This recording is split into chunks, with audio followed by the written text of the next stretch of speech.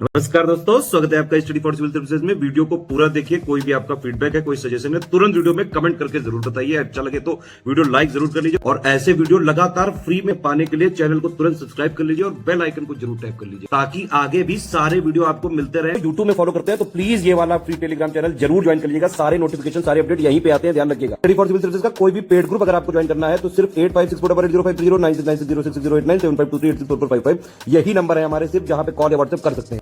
Instagram पे हमारा page जरूर फॉलो कर लीजिएगा, studyforcivil.services है। ट्विटर पे हमको जरूर फॉलो कर लीजिएगा, @studyforcivils है। दोस्तों, यूपीपीसीएस मेंस एग्जामिनेशन के लिए जनरल हिंदी की मॉक टेस्ट सीरीज हमारी चल रही थी। फुल लेंथ मॉक आप देख रहे थे। ये मॉक टेस्ट पेपर नंबर 6 है। इससे पहले हमने 5 वीडियोज ऐसे ही बना रखे हैं, उसे पहले देख लीजिएगा, वहां से अभ्यास कर लीजिएगा और क्रमबद्ध तरीके से आगे बढ़िएगा। तो आपको अभ्यास करने में आनंद भी आएगा और एक बेहतर प्रैक्टिस आपकी हो भी जाएगी। अब इसमें जैसे आप जानते भी हैं कि 2 अवतरण होते हैं शुरुआत में। तो पहला अवतरण आपके सामने है और इस पहले अवतरण में एक पैराग्राफ आपके सामने मौजूद है। अवतरण का मतलब ही होता है पैराग्राफ। तो ये किसी गद्य का एक टुकड़ा होते हैं, पूरा गद्य नहीं होते। पूरा गद्य यानी पूरा एक निबंध टाइप का लेख होता तब तो इसे समझना आसान होता, लेकिन उसमें से कहीं से एक छांट कर एक पैराग्राफ ले लिया जाता है और इसलिए इसमें से शीर्षक निकालना या इसे समझना थोड़ा सा दुरूह हो जाता है। तो इसे ध्यानपूर्वक पढ़ना ही एकमात्र उपाय है, जिस बार बार पढ़कर और इसका चिंतन करके ही इसका अर्थ जाना जा सकता है। तो यहाँ देखते हैं, कहा गया है कि यदि हमें किसी के व्यक्तिगत व्यवहार की आलोचना करनी है तो सबसे पहले यह तय करना चाहिए कि वह किस नाते, मतलब उसकी आलोचना किस नाते की जा रही है। क्या उसके व्यवहार का प्रभाव इतना व्यापक है कि एक नागरिक के रूप में कोई उससे प्रभावित हो रहा है, या फिर उस व्यक्ति के साथ हमारे ऐसे संबंध जुड़े हैं कि सही गलत कार्यों पर प्रतिक्रिया देना हमारा नैतिक धर्म बन गया है, मतलब उसका सही गलत उसे बताना यह हमारा कर्तव्य बनता है। ऐसा भी है क्या? अब यहाँ देखिए, यहाँ इस प्रकार की सावधानियां इसलिए भी हैं क्योंकि व्यक्तिगत निंदा करते हुए इस बात की पूरी संभावना रहती है कि निंदा करने वाला उस व्यक्ति की निजता के अधिकार का हनन न करे। मतलब कुछ अपनी प्राइवेसी होती है तो निंदा करने के चक्कर में उसमें पैर न रखे, या फिर सामने वाला व्यक्ति अपने इस निंदा को अपने मान सम्मान का प्रश्न न बना ले या प्रतिष्ठा पर आघात न समझे। इस संदर्भ में मित्रवत निंदा ही सर्वाधिक प्रभावी होती है, अर्थात ऐसा व्यक्ति जो निस्वार्थ भाव से सिर्फ भलाई की भावना से निंदा करता हो। लेकिन आजकल उसका भी जमाना नहीं। निंदा करने का मतलब है दुश्मनी मोल लेना, आज का समय ऐसा ही है। लेकिन ये चूंकि अच्छे अच्छे आदर्शवादी वाक्य हैं और उसी को समझकर उसी के हिसाब से हमें यहाँ लिखना है, तो इसलिए इसमें आपको पहले तो शीर्षक चुनना है और उसके बाद पूरे गद्यांश का सारांश प्रस्तुत करना है। और सारांश अकेले 25 अंकों का है, यानी इसमें अच्छी खासी आपको मेहनत करनी है। और मेहनत करने का मतलब ये नहीं कि 25 नंबर देखा तो खूब लंबा लिख दिया। सारांश बहुत संक्षिप्त होता है, 3-4 लाइन पर्याप्त है, उतने में आपका मूल तत्व निकल आएगा। तो चलिए देखते हैं शीर्षक क्या हो सकता है। मित्रवत निंदा, ठीक है, मित्रवत निंदा भी हो सकता है, या फिर आप ये लिख सकते हैं कि आलोचना का स्वरूप या निंदा का स्वरूप, ये भी एक शीर्षक हो सकता है। तो कई सारे सटीक शीर्षक इसके दिखाई दे रहे हैं। अब इसमें सारांश हम कैसे करें? तो निंदा या आलोचना का अपना एक स्थान है, मतलब अपना खुद में एक महत्व है, चाहे वो किया गया कार्य हो या व्यवहार हो, दोनों के आधार पर। लेकिन निंदा करने से पहले हमें कुछ बातों का ध्यान रखना आवश्यक होता है। जैसे हम किसी व्यक्ति के कार्य या व्यवहार की आलोचना करते हैं तो हमें ये अनिवार्य रूप से पता होना चाहिए कि हम आलोचना क्यों कर रहे हैं और किस लिए कर रहे हैं। मतलब वो कोई हमारा नज़दीकी है जिसकी आलोचना करके हम उसे सुधारना चाह रहे हैं, या फिर उस व्यक्ति की वजह से, उस व्यक्ति के कार्यों या व्यवहार की वजह से पूरा समाज प्रभावित हो रहा है, तो हम समाज के हित हेतु उसकी निंदा करने में लगे हुए हैं ताकि वो सुधर जाए। दोनों में से कोई एक चीज़ होनी चाहिए। क्या वह आवश्यक है, और आवश्यक है तो क्यों? ये प्रश्न खुद से पहले पूछना चाहिए। हम किसी भी व्यक्ति की आलोचना करते समय यह भूल जाते हैं कि यदि हमें भाषण और अभिव्यक्ति की स्वतंत्रता का अधिकार है तो उस व्यक्ति को भी उतनी ही निजता का अधिकार है। और ऐसा तभी होता है जब हम मतलब हमारी जो स्वतंत्रता है वो स्वच्छंदता में बदल जाती है, मतलब हम मनमानी करने लगते हैं। उच्च श्रृंखलता इसको कहा जाता है। अर्थात हम अपनी स्वतंत्रता का प्रयोग करते करते दूसरे की जो स्वतंत्रता की सीमा है उसमें घुस जाते हैं। तो ये हमें अपनी सीमाओं का ज्ञान होना चाहिए। निंदा करते वक्त अपनी लिमिट पता होनी चाहिए कि हम कहाँ पर हैं और कहाँ तक हमें जाना है। इस प्रकार से आप सारांश कर सकते हैं। शीर्षक आपने पहले ही चुन लिया है। अब इसके बाद चलते हैं दूसरे गद्यांश की ओर। और ये जो दूसरा अवतरण यानी गद्यांश है, इसमें रेखांकित पंक्तियां हैं, अर्थात आपको व्याख्या करनी है। तो पहले पैराग्राफ पढ़ लेते हैं। नई जमीन तोड़ने और नई राहें खोजने, असंभव को संभव बनाने का अदम्य साहस केवल युवाओं में ही हो सकता है। युवा शब्द मन में उड़ान और उमंग पैदा करता है। इतिहास गवाह है कि आज तक जितनी भी क्रांतियां घटित हुई हैं, चाहे वो राजनीतिक स्तर की हो या सामाजिक या आध्यात्मिक क्षेत्र की, उन्हें मंजिल तक पहुंचाना युवाओं के जुनून की बदौलत ही संभव हो सका है। मैजिनी ने कहा था कि यदि समाज में क्रांति लानी है तो क्रांति का नेतृत्व युवकों के हाथ में दे दो, वो सरलता से आगे बढ़ेगी क्योंकि उनके अंदर ऊर्जा होती है। युवक समाज के सदस्यों में असीम शक्ति छिपी हुई होती है। बूढ़ी आंखें केवल स्वप्न देख सकती हैं, लेकिन उसे परवाज देने का काम युवाओं के हौसले से ही संभव होता है। युवा केवल उत्पादन क्षमता को ही नहीं बढ़ाते हैं बल्कि उपभोग के मामले में भी इनका कोई सानी नहीं। तो ऐसे आप ये पूरा अवतरण पढ़ रहे हैं। युवा शक्ति पर केंद्रित ये अवतरण है, लेकिन इसमें पहले तो आपको जो मेजिनी का कथन दिया हुआ है, यहाँ आप देख रहे हैं मेजिनी का कथन क्या है। यदि समाज में क्रांति लानी है तो उस क्रांति का नेतृत्व या उसकी बागडोर युवाओं के हाथ में दे दो, क्योंकि युवा समाज के सदस्यों में असीम शक्ति छिपी होती है। ठीक है, ये यहाँ तक इसका मतलब मेजिनी के द्वारा कहा हुआ कथन ये दिखाई दे रहा है, असीम शक्ति छिपी होती है। अब इसकी आपको व्याख्या करनी, तो ये भी एक तरह से रेखांकित पंक्ति की व्याख्या ही समझ कर करिएगा। अब इसमें बताइए क्या लिखा जा सकता है। तो इसमें हम लिख सकते हैं कि युवा जो कि किसी देश या समाज के वास्तविक संचालक होते हैं, और किसी देश या समाज का विकास युवाओं पर ही निर्भर करता है। ऐसा इसलिए कहा जाता है क्योंकि युवाओं में न केवल ऊर्जा अधिक होती है बल्कि मानसिक क्षमता और क्रियात्मकता भी अन्य आयु समूहों की तुलना में ज्यादा होती है। किसी कार्य को सफल बनाने के लिए ऊर्जा, उत्साह और दृढ़ इच्छा शक्ति जैसे तत्व आवश्यक होते हैं, और इन तत्वों की युवाओं में बहुलता पाई जाती है। अतः यदि वे इसका प्रयोग उचित या सही दिशा में करें तो कोई भी कार्य असंभव नहीं। इसीलिए मेजिनी ने कहा है कि यदि समाज में क्रांति लानी है तो उसका नेतृत्व युवाओं के हाथ में दो, ताकि वो उसे समुचित तरीके से और तीव्र रफ्तार के साथ आगे ले जा सके। इसके बाद अब देखें इसमें पंक्तियों की व्याख्या कैसे की जा सकती है। तो पहली पंक्ति कहाँ पर है? पहली पंक्ति आपको यहाँ पर दिखाई दे रही है। ये दिया है, शब्द मन में उड़ान और उमंग पैदा करता है। कौन सा शब्द? युवा शब्द। ठीक, तो युवा शब्द जो है वो मन में उड़ान और उमंग पैदा करता है। कैसे? क्योंकि युवाओं में ऊर्जा और शक्ति यानी मानसिक जो सामर्थ्य है और शारीरिक सामर्थ्य दोनों का अद्भुत समन्वय पाया जाता है। नई जमीन तोड़ने, नई राहें खोजने और असंभव को संभव बनाने का साहस युवाओं में होता है, और यह उत्साह या साहस हर क्षेत्र में देखने के लिए मिलता है। इतिहास में राजनीतिक और सामाजिक तथा आध्यात्मिक जितनी भी क्षेत्रों में क्रांतियां और सुधार हुए हैं उसमें युवाओं के उत्साह और जुनून का भरपूर योगदान है। युवा शब्द अपने आप में ही असीम ऊर्जा और उत्साह से परिपूर्ण है, जो कि मन में उड़ान और उमंग पैदा करता है। इसके बाद अगले वाले को देखें। युवा केवल उत्पादन क्षमता ही नहीं बढ़ाते बल्कि उपभोग के मामले में भी इनका कोई सानी नहीं है।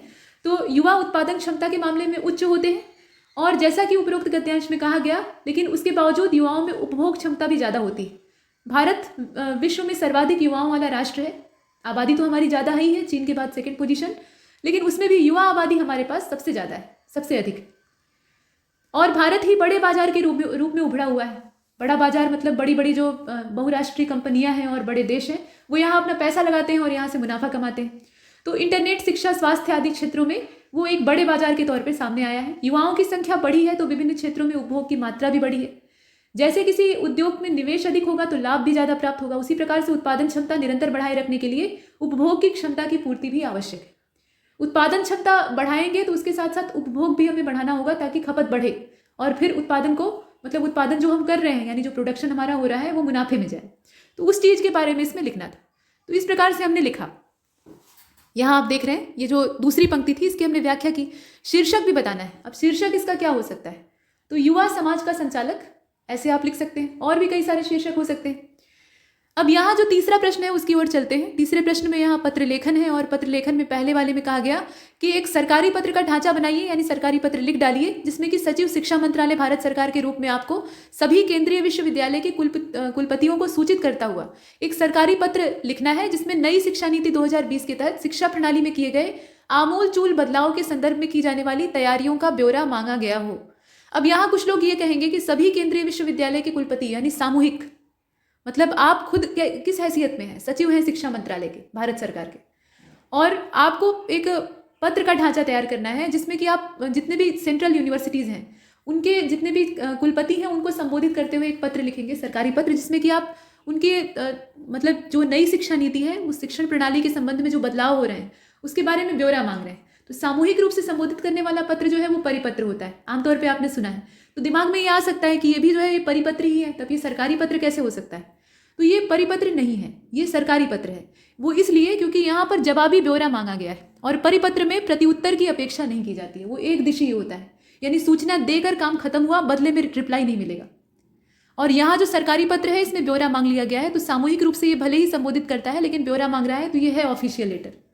चलिए अब शुरू करते हैं, इसमें देखते हैं कैसे बनेगा, और अर्ध सरकारी पत्र की ड्राफ्टिंग भी हमें करनी है। इस पत्र का प्रारूप आप देखें, लिखित प्रारूप। प्रेषक कौन है? सचिव शिक्षा मंत्रालय के, भारत सरकार, नई दिल्ली, इनका पता आता हो गया। भेजा किसको जा रहा है? तो जितने भी कुलपति हैं केंद्रीय विश्वविद्यालयों के उन सभी को सामूहिक रूप से ये प्रेषित किया जा रहा है, लेकिन ये ध्यान दीजिएगा कि ये है सरकारी पत्र। इसके बाद आगे चलते हैं, यहाँ पर विषय क्या है?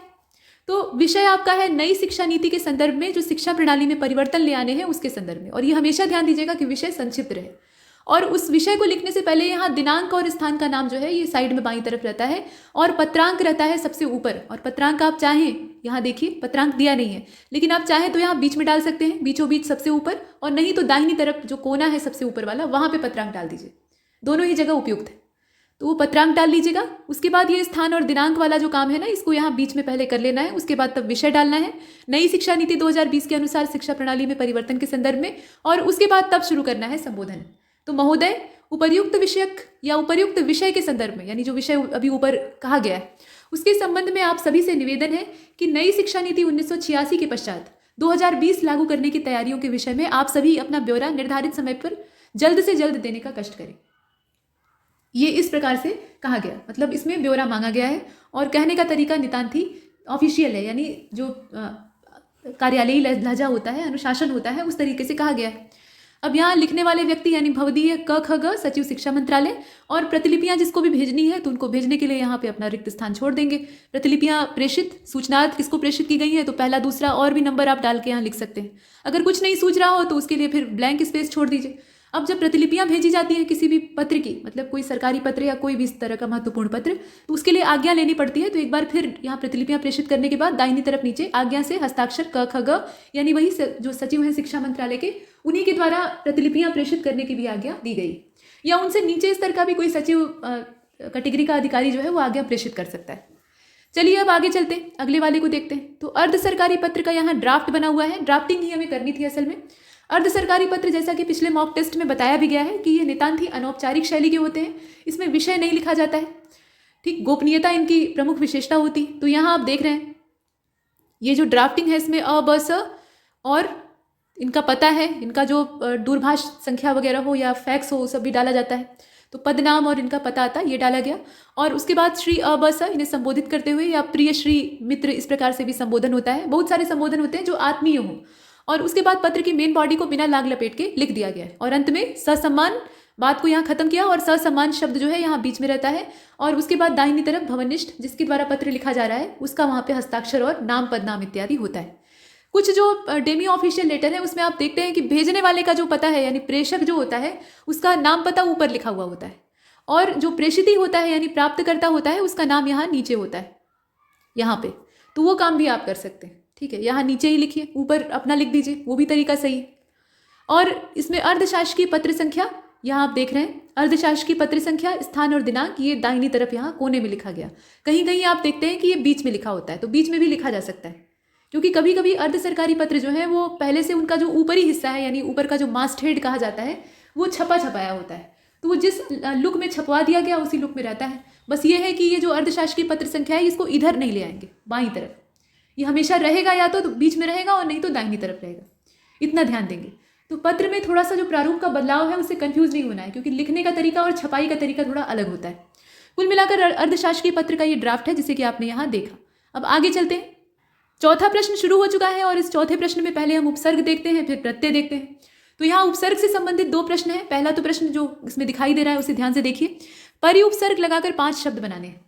तो परि से कौन कौन से शब्द बन सकते हैं? परिसर बन सकता है, परिचय बन सकता है, परिणय बन सकता है, परिधान बन सकता है, परिजन बन सकता है, परिवाद बन सकता है, परिवार बन सकता है। बहुत सारे शब्द बन सकते हैं, सिर्फ 5 ही नहीं अनेकों बन सकते हैं। इसके बाद भर उपसर्ग लगाकर भी आप 5 शब्द बनाएं यहाँ पर। तो भर से भी बहुत सारा, भरसक, भरपूर, भरपेट, और भी लिख सकते हैं आप भरपाई, भरकम, भारी भरकम कहते हैं ना, भरमार, ऐसे बहुत सारे शब्द हो सकते हैं। फिर एरा जो है ये प्रत्यय है आपका, एरा प्रत्यय है, और इसकी सहायता से आपको 5 शब्द बनाने हैं। तो चितेरा हो जाएगा यानी चित्र बनाने वाला, कमेरा हो जाएगा, पटेरा हो जाएगा, लुटेरा हो जाएगा, लिखेरा हो जाएगा। इस प्रकार से और बहुत सारे बन सकते हैं, ठीक। तो प्रत्यय हमने देखा और उपसर्ग देखा। अब इसके बाद विलोम देखते हैं। तो ये देखिए ये शब्द दिए, इनका विलोम आपको बताना है। बर्बर, तो बर्बर का सभ्य हो जाएगा। लौकिक का अलौकिक हो जाएगा। लौकिक मतलब जो इस लोक का है, तो अलौकिक यानी जो परलोक का है या परालोक का है। इसके बाद मर्त्य, मर्त्य यानी जो मरणशील है यानी मृत्यु को प्राप्त होगा, तो उसका अमर्त्य हो जाएगा, इसमें अ उपसर्ग लगा दीजिए। अक्षर का क्षर हो जाएगा। अक्षर मतलब जिसका कि क्षरण न हो तो उसका क्षर हो जाएगा। अटल का ढुलमुल हो जाएगा। अटल मतलब स्थिर दृढ़, तो उसका ढुलमुल या डामाडोल हो जाएगा। इसके बाद अब वाक्य शुद्धिकरण और वर्तनी वाला मामला आता है। तो इसमें आप देखें कि वाक्यों को शुद्ध करना है। मोहन भौतिकी विज्ञान में परास्नातक है। अब इसमें आपको शुद्ध करके बताना है कि इसका रूप क्या होना चाहिए। तो जरा ध्यान से देखिए, भौतिकी विज्ञान नहीं होता है, भौतिक विज्ञान होता है। और नहीं तो अगर आप भौतिकी ही लिखना चाहते हैं तो विज्ञान हटा दीजिए, क्योंकि भौतिकी लिखने का मतलब पूरा भौतिक विज्ञान या भौतिक शास्त्र उसके अंदर यानी फिजिक्स उसके अंदर इन्वॉल्व हो जाएगा। तो मोहन भौतिकी में परास्नातक है या फिर मोहन भौतिक विज्ञान में परास्नातक है, यानी उसने एमएससी कर रखा है। इसके बाद आगे चलते हैं। यहाँ देखिए, शाहजहां ने ताजमहल को बनवाई, तो शाहजहां ने ताजमहल बनवाया। और देखिए, संविधान का प्राकथन एक उद्घोषणा है, तो इसमें क्या लिखा जाएगा बताइए। संविधान की प्रस्तावना एक उद्घोषणा है, ठीक है।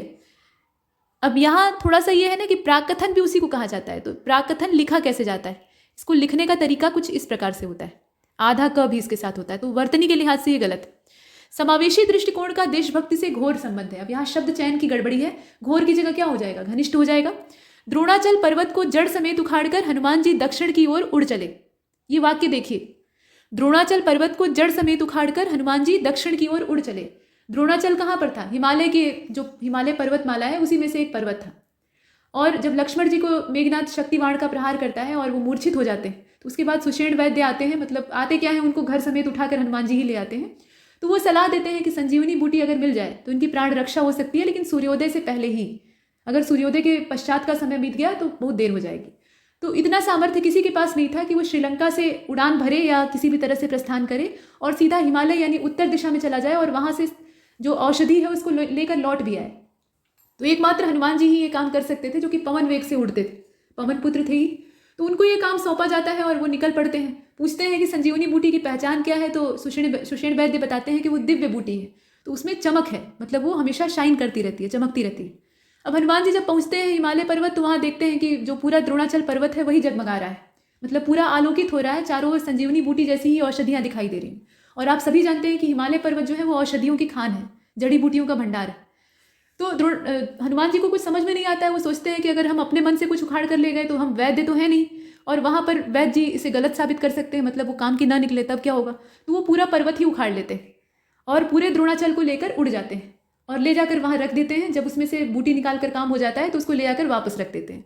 तो ये पूरा कथानक है। यहाँ देखिए द्रोणाचल लिखा हुआ है, तो द्रोणाचल का पूरा अगर संबोधन आप देखें तो द्रोण धन अचल, अचल का मतलब होता है पर्वत, और यहाँ पर पहले से ही एक पर्वत शब्द इस्तेमाल किया गया है। तो या तो आप लिख सकते हैं कि द्रोण पर्वत को जड़ समेत उखाड़कर हनुमान जी दक्षिण की ओर उड़ चले, या फिर द्रोणाचल को जड़ समेत उखाड़कर हनुमान जी दक्षिण की ओर उड़ चले।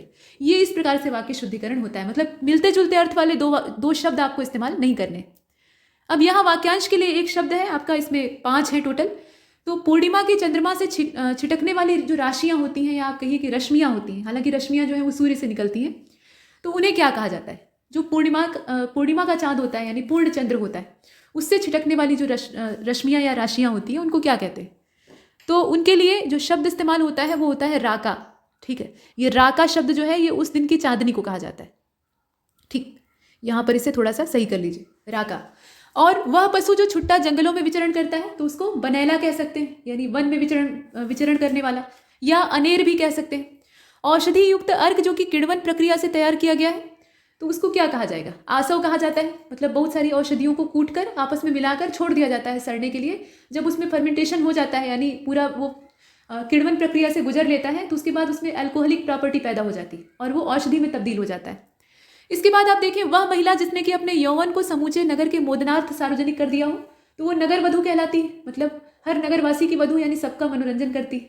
उसको वैश्या नहीं कह सकते, नगर वधू जो है वो उससे थोड़ी ऊंची चीज़ है। और दोनों हाथों से समान रूप से निपुण कार्यदक्ष व्यक्ति को क्या कहा जाएगा, सव्यसाची कहा जाएगा। अर्जुन के लिए संबोधन इस्तेमाल होता था। तो ये वाक्यांशों के लिए एक शब्द हो गया। अब इसके बाद देखिए यहाँ मुहावरे। तो पहला आपका मुहावरा बड़ा ही कॉमन है, ये उत्तर प्रदेश लोक सेवा आयोग का ही गढ़ा हुआ मुहावरा है, अशर्फी की लूट पर कोयले की मुहर। इसका अर्थ क्या होगा, तो इसका अर्थ ये होता है कि बहुमूल्य वस्तु जो है उसको नष्ट होने देना और तुच्छ की सुरक्षा करना। ठीक, अशर्फी जो है वो लूट रही है और हम कोयले पर मुहर लगाकर उसको प्रोटेक्ट कर रहे हैं। इसका वाक्य में प्रयोग क्या हो सकता है, तो क्या बोला, तुम भी अजीब हो, एक तरफ सरसों पानी में बही जा रही है और तुम भूसा संभाल रहे हो। तुमने कर दी ना अशर्फी की लूट पर कोयले की मुहर वाली बात। मतलब जो मूल्यवान चीज़ है उसको बचाने के बजाय जो फालतू चीज़ है उसको बचा रहे हो। हथेली पर सरसों उगाना, इसका क्या हो जाएगा, तो शीघ्र अतिशीघ्र काम कर देना। मतलब हाथी पर सरसों उगा कर दे दिए झट से, मतलब आओ देखा न ताओ। तो इसका वाक्य में प्रयोग क्या हो सकता है, इस काम में कुछ घंटे लगेंगे। यह नहीं हो सकता कि हथेली पर सरसों उगा दी जाए। मतलब इस काम में अभी समय लगेगा, धैर्य रखो, हथेली पर सरसों नहीं उगती, ऐसे भी आप कह सकते हैं। सुअर को सिंदूर और गिरगिट को माला।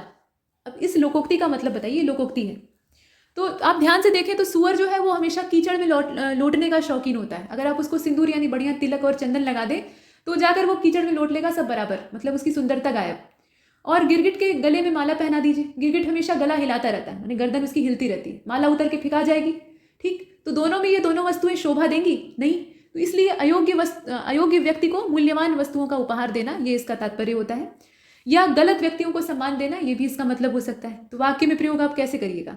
राजनीति में कई नेताओं के ऊपर गंभीर अपराध के आरोप हैं, फिर भी लोग उन्हें पूजते हैं। ये तो वही हुआ कि सुअर को सिंदूर और गिरगिट को माला।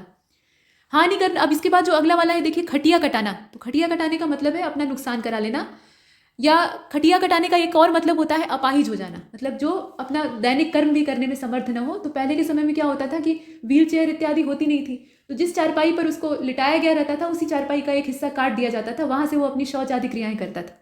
तो वहीं से ये निकला हुआ मुहावरा है खटिया कटाना। खटिया काटना का मतलब ये होता था कि आदमी अपाहिज हो गया है। ठीक है, तो अब इसका वाक्य में प्रयोग आप कैसे करेंगे? वाक्य में प्रयोग ऐसे हो सकता है कि सोनू से मोनू ने बैर लेकर या झगड़ा करके अपनी खटिया कटा ली। इसके बाद आप देखें, हितई करना, ये मुहावरा है। तो हितई करने का मतलब क्या होता है, यहां आप देखकर बताइए। ये भी मुहावरा नहीं है बल्कि एक लोकोक्ति है जो कि ग्रामीण क्षेत्रों में अक्सर बोल दी जाती है, खासतौर पे जो पूर्वांचल का क्षेत्र है वहां ये ज्यादा प्रचलित है। आमतौर पर उत्तर प्रदेश लोक सेवा आयोग का एक ऐब है, वो हिंदी में पश्चिमी प्रभाव को ज्यादा बनाकर रखता है, पूर्वी प्रभाव को निग्लेक्ट कर देता है। तो मुहावरे भी जो है वो पश्चिमिया ही रहते हैं, यानी पश्चिमी रहते हैं, लेकिन पूर्वी मुहावरे भी उतने ही लोकप्रिय और सार्थक है। तो यहाँ दोनों को मिक्स करके दिया गया है। अब ये आयोग की मर्जी है कि वो क्या देता है और क्या नहीं देता है। और कुल मिलाकर इस तरह की जो उटपटांग लोकोक्तियां होती हैं, इनसे ये अपेक्षा नहीं करनी चाहिए कि वर्ड टू वर्ड आ जाएंगी। ये बस आपके सोचने के कौशल को बढ़ाती हैं कि आप थोड़ा गहराई से मुहावरे में उतरकर सोचना सीखिए। अब इसमें आप बताइए, तो हितई करने का मतलब ये होता है कि किसी भी काम को करने में जरूरत से ज्यादा समय खर्चा करना, क्योंकि रिश्तेदारी, हितई का मतलब होता है रिश्तेदारी। तो रिश्तेदारी में जो भी व्यक्ति जाता है वहां अगर कोई प्रेमी रिश्तेदार है, अगर कोई खड़ूस है तो तुरंत ही घर से खदेड़ देगा, लेकिन कोई प्रेमी है जैसे नानी के घर गए तो नानी जो है वो आने नहीं देती है, अपने यहाँ रखकर बढ़िया खाना पीना देती हैं और बढ़िया से वहाँ रखती हैं, आने देना नहीं चाहती हैं। तो हितई करने में ज़्यादा समय लग जाता है। तो यही मतलब ये मुहावरा वहीं से बना हुआ है कि हितई करने गए थे क्या, यानी वहाँ बहुत ज़्यादा समय लग गया। तो यहाँ पे एक चीज़ और हो सकती है इसका अर्थ कि ठाट बाट से आवाभगत की अपेक्षा करना। अब हितई करने गए थे क्या जो सुबह से घर को निकले और अब लौट रहे हो, इस प्रकार से इसका वाक्य में प्रयोग हो सकता है। सिर पर धनिया बोना, सिर पर धनिया बोने का क्या मतलब हो सकता है बताइए? तो परेशान करना, ठीक, सिर पर धनिया बोने का मतलब है कि परेशान करना या व्यर्थ की बातें करना, ये भी हो सकता है। लड़ने को तैयार होना, ये आस्तीन चढ़ाने का मतलब होता है, तो इसमें आपको बताने की आवश्यकता नहीं है। खून की नदियां बहाना यानी नरसंहार करना, हत्या करना, ये सब सिंपल मुहावरे हैं। और देखिए, कान भरना, कान भरने का मतलब होता है चुगली करना, और 9 2 11 होना यानी भाग जाना। तो ये सामान्य मुहावरे हैं, इनका वाक्य में प्रयोग आप कर सकते हैं। और इस मॉक टेस्ट में यहीं पर ये समाप्त होता है, जो अवतरण से शुरू हुआ था और मुहावरों पर समाप्त हुआ, और पेपर का भी प्रारूप यही होता है। इसमें इतना ही, और तब तक के लिए नमस्कार।